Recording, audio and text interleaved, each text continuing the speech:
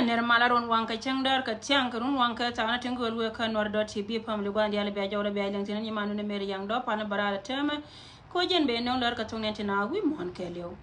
lar nyaman gor wa balar ko na go pe dan la daga ka je wi de yene dia la kon ben ken nyam la to be la excellent la lex green ma la to be jelong ka ku ko jen point de bi pedo ko la ngai go kon dia la kel ba ben re lar kontin balar kon an wale la go je won nyam ba wo ka ga dia tin kon tin te dor mishal ke nay diala kono to dor mashal kay Uganda kana nay diala kono je ka Juba South Sudan en go ci duop ci je ka je mi di de long pana wacha na cha camping kam dor mashal kay gulu anay de kono chal kay Uganda se law Uganda ta ma cha ko je kan la kan na penya kan ma cha je la wote ka kwata go rote ka ye che ka yo kana tin kono kula telefone ba kana nga ken lawo yene de kono bere we ka Uganda ta ma tiede jal na jel ka ye mela lar ka je go bena ru ti de go ngai kon dia la go Uganda ta pa la ka kare we ka South Sudan ci ka ti go ka ti je kan panken gel ka dubti lar ka ne yara kan kana diala kono chal ka South Sudan citizen ne diala kono gel re we ka ma dor ma chal ka Uganda kan South Sudan ngai kon diala go kan panken ta ma jen talan to go kan kina me che to pan kam dor ma chal ka guli wate ka doli nyir cha campaign re yar be ka kan ka gar South Sudan cha telephone ken kan yo ken jala ka cha kan nang mulo no go na ma ta ma jen cha la kan la kam kana pe kare dom ne chete ka malat kan je kan mi sia boda kam dor ma chal ka South Sudan kan Uganda sia ja bal mo de still go don re we ka Uganda hawajen lat ka ti je kan tin ba tela rambi ya tiye ni di ala tinga yendi ala gonta me gon kor wayne sal fakir ma yadi kana wurmu chal ka bol mel tiga ka may kala kam ni ken ka kanyen ken moy moy na kon lar ka ken lo gonta me Uganda roy ka wi wurmu chal ka bol mel an me cha kam ka la oda me cha kam ka bol mel by disturb yene de kon la citizen tla nyen South Sudan go ndi ala kon ta yentin aroy me awe kan ne dialan kon de la jel cha joni yogo chara jel dum no go me jeli chu ko to go na kan chu ko kap karodu de tiya no go me te ka to goro be na re dor ka Uganda ka ti ka do mo de kon ka jikan nyal ka kor ka nyal ka de ka chop ko gwana na go ka ji gonta ma kan panken cha na ka kan dum no wala ka ti je kan ka do ri nyer kan ne de kon ko la chola man roy me jen mishala da netin kon la jal do ko gore je puju go be ne dial be ka yingta ka lengtin go en go jen chora je dirji den gonta ma panken ne de kon chal ka Uganda cha ka ma tor te wur ma chal ka bol mel ka kan tele mel yang ka ken rewi ka South Sudan lar kenyen ka kan ka do ban gor ka ken kina me cha bala long ka ne dialen kono te kam dor me chal ke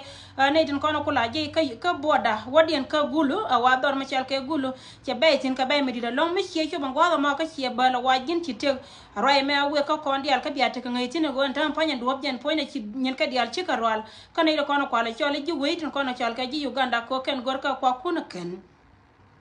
roy ndong dien go ra banyo ka lar kono plan malat ke wur me chal ke kon chora le are dor ka mel ka le roy me awe ka ga dial din kon te dor me chal ke bur bi chi ga jinu be Sudan dial ga noretin kono tere dor me chal ke ina ser kan wulang en go jen ba la lar go wur me chal ke kon cholte ka plan chi chot ka netin kono chal ke ji we che ji kuma South Sudan te ka ji ka no go ka netin kon te dor me chal ke bur bi chi ka daka piu ka kan chui ke long la go kan te la ka to ente me la go kan te ka plan ko de helicopter de ja kan ka Juba jo me che benen go jen mo go kan te je wori helicopter la go jen bana ba kan nong toy ka kan ba kwa kientin kono kwa lo gang rodin ga piu ba kan nong ke wajen point mo go kan te je wori ka ni da roti jen te plan ma chari ala ka dung do go yen bi anga go point de ran helicopter da ne la gero helicopter che me chi wot kari ga konin te kono chi wo jo chanyo ka me chari place kara de dien milaran we ka South Sudan mi wa mi student na pai me pai ben gorga jebe kullar kel ka Uganda sin kono kwana la ne kono kwana la wa kam direction ken rameda na chi wot kari ga konin dan dokte kono chi wo jo ntama cha goda chari place jo me we ka ne diatin kon tite dor ma chal ka bur biye yen wajen biya janga special ne kono chal ka jay wota kel ke de mbor biya ta ngai wonta ma ken cha plana ken wori de nyur ka war ga de toy de kan ka bur biye ba ket ke mecha ya lar ya panne je ka jo wada ne che kwen je cheling ne ne dia tan wana ken go kan panken chot kan siang dum no wachi kwor na bon mel kan wur ma chal ka sel fakir ma ya dir cha de lo kan go de rari place ko ne tin kono la gar ka ya kan ngi kon dia la go wachi ka ji South Sudan dum no wote kan ne ko ken kula lar kel kan gar South Sudan na la jel kel ka la wana ne go ne dia le ne chi wo ka churi nga kon ndang di te ko na chi wo jo karami chi karama mo kan lo nga jin ta ma wa cha ran cha ku je ka gor ka je go jen panken bi ka jen ba toy ba kana re dwar ka bura bi ken roy ma kula waka ga diatin kon to gwada ma especially ne kono kwale choli ji ay wote te pinkel ke de mbor tinto gui gwada ma wota ye ke lingti ne mesiye ka wona go wurmi chal ke kon chol cha roy de cha je linga ne de kono chal ke ji we ka gor ka je go jen panken bi ka yin je na ba ne tin konen chal ke ji dwar mi chal ke bura bi ba ko lo gwana ante ka tin dung do go men biya ko la yene ko ne shalka jay go che bili joni e lar ne ye lar go ci na ma che to biya ta de biya ko gu yen kel ka gatin kono kwala chole de mbor ko kwinen tin kono ta gwada martin kon gor ka loga ken ka comedian kala log ji kan yewon ndama ci jaw mo che benen goro ya da ne cha top ci report da cha top kan chol ka kon ni dang ji te kono ci we jaw te la jo ka je wote la rambu go go ken pan kien ci randi ne da ne kula wo kel ka jen point de cha wo ko che karin karan ma ku grama ku ile replace kan je ndama cha ran ko pa je me gor wo jen point ba ko da jal kel kan ne kono kwala chole ugandis tin kono la nan ko ngaken pilane tin kono kula ger tin kono la gar sa Sudan tin kono la ko ka direction ngen wajen biri den ba woka wari ba woka war kwala ku wajen be nyurudi ka war ka bura bi roye ma dong ba chabda ba je ken ba chitang na lijen cha wan nyal muno wa chele nan ba go kan dere nyur ko wona redian dung do wajen roye mi che ko na biya janga go yene tin kon ping gwa ma special ne ko ne chal ka je go biya re che ka tarwi muno da rode mi che ko wona kan to e to de yen go da par ko yen ya ga jine ba Sudan biya ta da biya ko ge chebela roye ngan tin lakin biya ta da biya ko ge wa kan gel ka to ka kan gel ka kol tin kono kulo we ka gwana tin kono ba ra che tin ko ken wa gwa nan gi na dor mi chal ka bura bi mi ci chop tin wodo ka na ser kam den kan na ser re chinga mi ke li wa jen te ka go to ko dung no go kan ko la dwala ken ba ko na re do be de mbor kan ne de kono kwale chole ji dwar ci nga wa dung ti de ta to de da na ci nga tin ntama la we kan cha ka ku respond ne de kono tare we ka South Sudan go ready and de na time duka wo ka helicopter la wo be helicopter be ko non kwaktin kono kulo lat ka kachi be we ko bandin kon dong de ro lantin ray me information mo gor ne jogo biya te ka ling tin ne de kono la cha pinking dor mi shalke ay bur bi e were idwar mi shalke na ser kana Wulang County en go ne te ko de cha nga ngoya e piu gwa nan te ka tin kan cha radio cha respond ko la ko we ka kan ba ka non helicopter Jawan nang dina de nyaka melar ne tin kono jel kel ke wurmu chal ke ma koy tut gona diala kono jel yen outin melono go jen cha de do den cha nyaka merep ka je ka wajen kanay ti lual ramana nong tong men che belar kon gwa me kana na ngay go wodar la dor ndere dor tin kono lo ka wurmu chal ke Salva Kiir ma yadi de ken ne de kono ko la chole ji wey ndama da right oda na netin kono chal ke no do ti bi ka gor ga je na che lar ka ne ti lual melono go melar ka je ka ne ti lual kana ngay wode ka la goratin kono ko la chole ji Uganda ti la wana na kani wa cha de den cha je nong kande mo gor ka jago jen poinda baje nang dor ma chal ke piji gwada na go ke de ma koy tu de wotin yaro mo cha je la go jen poinda cha kinetin kontoro chi ka ben ka wage de midit me de chop ka ne to kudangwan roy na ne cha la da ken wa cha je no nga wur ma chal ke bol mel ko be wur ma chal ka ma koy tu be wopal gore je go be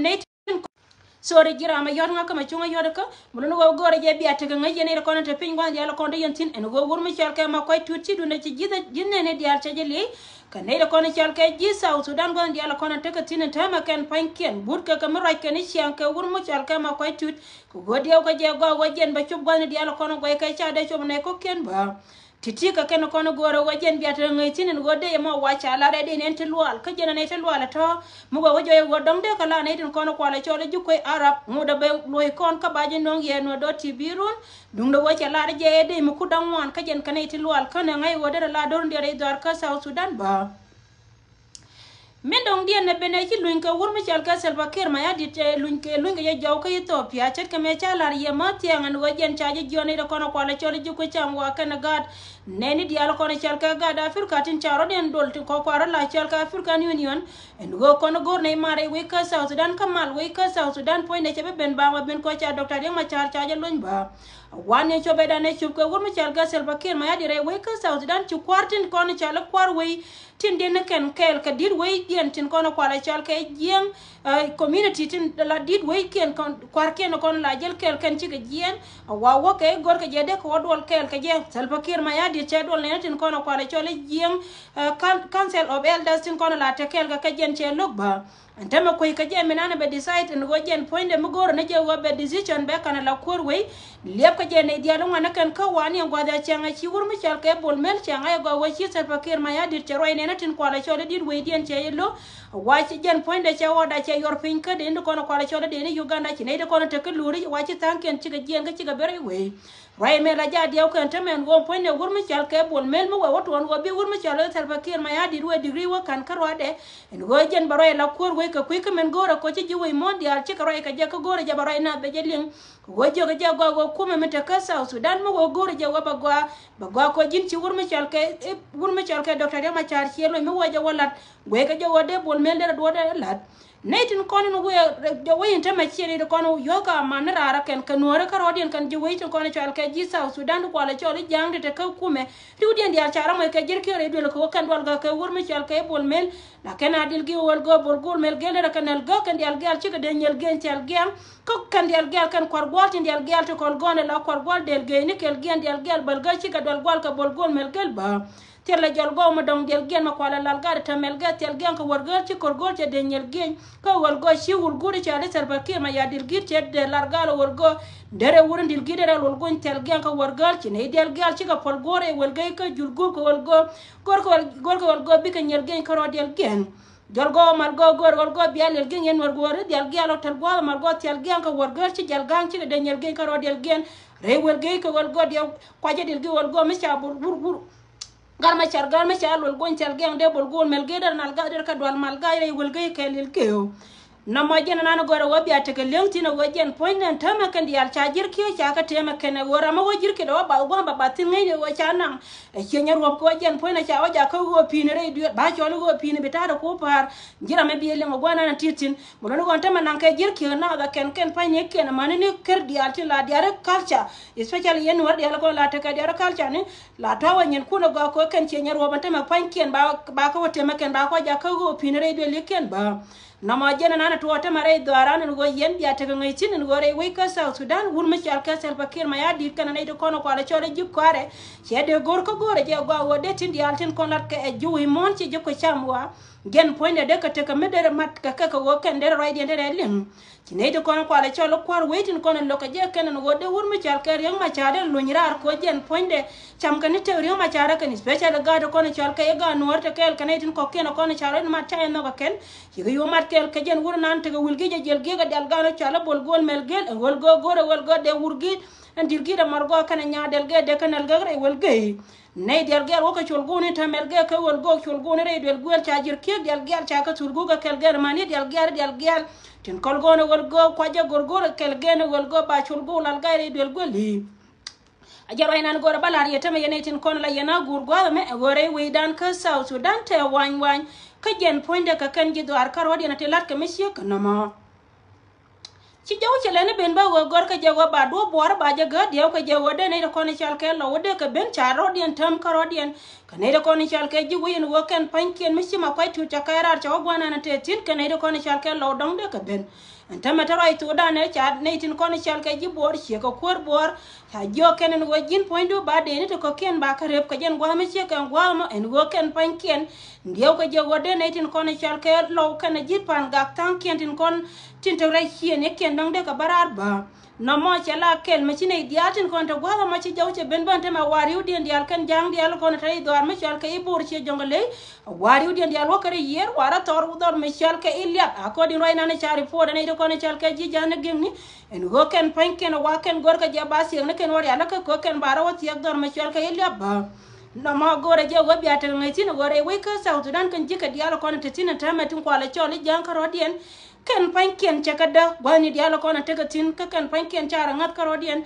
kan ku median ana tetin dung lo kan naito kona moyo ka bom ka gada kona kwala chola ga nori lo ko de ma chade ilu nyaken titi ka ken kona bandong yang wale wo chara ja paru iru na chang me biben ka ngara me wa barar run ngan chaba barar ke lar tan kona balar ya barar ko gor yono ka yenore dial raman no jo go jin nor gora go wajen ba kol gol ba ko gor gor ko go ga dial gelo kol goni chipel gere kol goni re dor gor chale rey de boda dal gano gorko wol go bi kal gwang chul gol ka wanal gang til gin tora kan wol go ba ka wanal gang kwana gal ga dial gel to go mal go kwana ko gor go tol go ko go ba ka chutul gu ga kel gen ba minol go gin wol gore dial gel urgun ba baral gar kon nol kon organisation go dal gan e shalar gar yel ge tel gen wol go go ne ni yel go ko yel ge wol go metti ka ten